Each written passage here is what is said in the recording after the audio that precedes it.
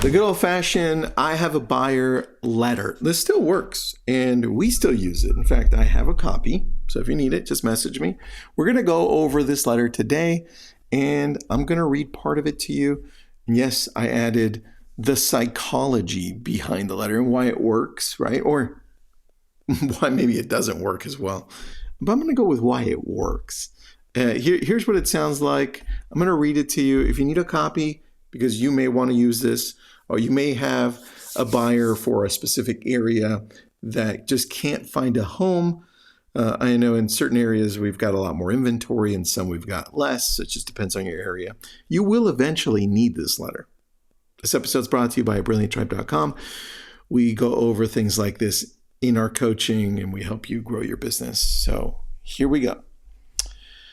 Dear name of owner, right? Dear homeowner. I hope this note finds you well. My name is your name, and I specialize in helping families buy and sell homes right here in the community name. I'm writing today not with a sales pitch, but with a sincere request and a unique opportunity. By the way, this is a short letter, right? Just 5 little short paragraphs. I'm currently working with qualified buyers who are specifically looking to join our neighborhood. Now you can tweak this. You can add 1 qualified buyer depending how many you have. I don't know. They've explored countless homes, but none have matched the warmth, layout, and lifestyle that yours offers, or whatever you want to put there. Simply put, they're looking for a home just like yours. If you've ever thought about moving or even just wondered what your home might be worth in today's market, this could be the perfect time to explore your options. There's absolutely no pressure or commitment. I'd simply love to have a conversation and see if we can create a win-win opportunity for you and these motivated buyers. You may not be actively selling, but you could hold the key to someone's dream. And if the timing is right for you, this could also be a moment to unlock the full potential of your investment in a quiet and private way. Please feel free to call, text, or email me and then just put your contact info. I'm always happy to talk, whether it's about this opportunity or simply the current value of your home. Thank you for considering this. Your home and your decisions matter. Warm regards. And then at the bottom, I have a PS. Even if you're not selling but know a neighbor who might be, I'd be incredibly grateful for your referral.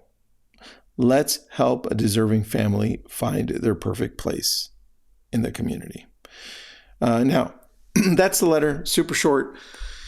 Here's the psychology behind it. I've got 6 sections for this that I outlined, and I did get ChatGPT to help me on this one, just so that it would outline anything that I may have missed. So number 1, personalization and emotional tone. Using phrases like not with a sales pitch, but with sincere request, and they're looking for a home just like yours, instantly softens the resistance. It makes the letter feel personal and thoughtful instead of transactional, which, by the way, you've seen those letters. They just don't work the same. Right now, there's more there, but number 2, I'm going to number 2.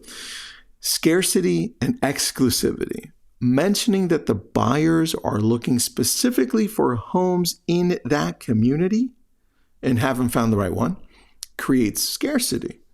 And for me, it also creates the realness behind it. It's like, oh, got it, right? There's some reality to this. It makes sense. And maybe my home is worth more. This is crazy.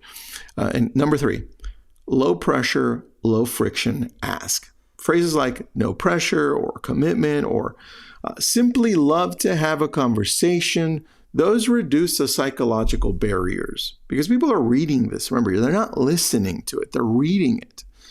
And they're reading it in their own tone. Number 4, trust and alignment. Positioning yourself as someone local. That's why I said our neighborhood, right? I specialize in helping families right here in the neighborhood or in our neighborhood. Builds credibility and trust. Use that. Don't forget that. unless you don't live in the neighborhood, right? Then don't use that, right? I don't want you to lie at any point of this. This is not the purpose of this. Number 5, subtle social proof and authority. Mentioning you're actively working with buyers that are serious, right? Because they've looked and they haven't found the right home. That matters. It implies the demand, like I said earlier. But more importantly, that these buyers are serious. And letting homeowners know, it actually sets you apart from everybody else. Because now you're not fishing. You're actually helping your buyers because they haven't found anything. There's a lot of subtlety there. And it goes a long way. Number 6, powerful PS strategy. I love using PSs.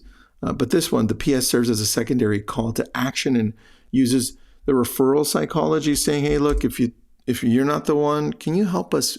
Can you help us here? Can you help us find somebody maybe that you've talked to? But this is pretty serious for our clients. They really love this neighborhood. And if it's not yours, please help us. Right? So asking for help is what I'm getting to. Anyway, if you need this letter, let me know. I've got it all outlined for you that we don't have to recreate it. And look, if you liked it and you print it out, or you just get it and you're like, it's kind of okay, throw it on ChatGPT, make it your own, or just tweak it like you like. The whole purpose of this is just to help you out.